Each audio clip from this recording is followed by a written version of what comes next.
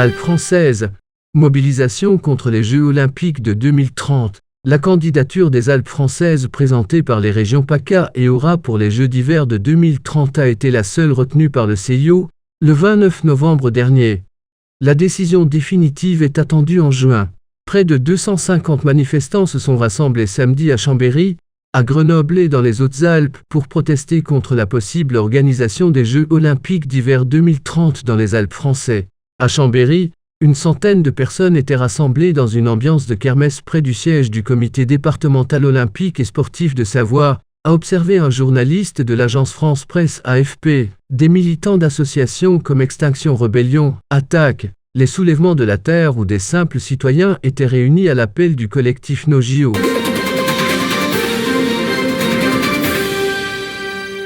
Le régulateur américain ordonne l'inspection de Boeing 737 MAX 9. Suspendu de vol après l'envol d'un hublot, la compagnie aérienne américaine Alaska Airlines a cloué au sol ses 737 MAX 9 après l'envol spectaculaire d'un hublot qui a provoqué vendredi soir l'atterrissage d'urgence de l'un de ses appareils avec 177 personnes à bord aux États-Unis. Nouveau coup dur pour le Boeing 737 MAX 9.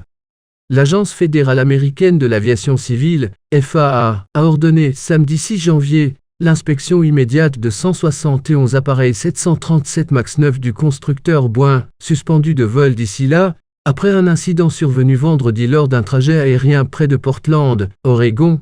La directive de la FAA impose aux opérateurs, compagnies aériennes, d'inspecter l'appareil avant un nouveau vol, a précisé l'agence dans un communiqué, estimant que cette opération nécessitait entre 4 et 8 heures par avion.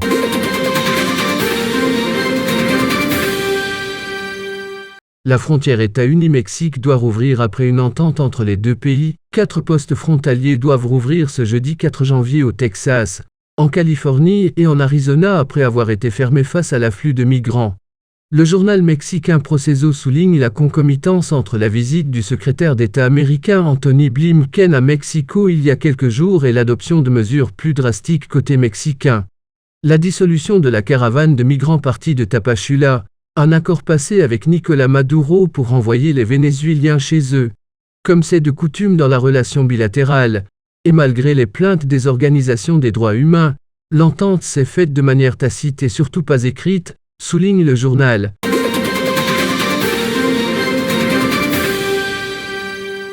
Sport.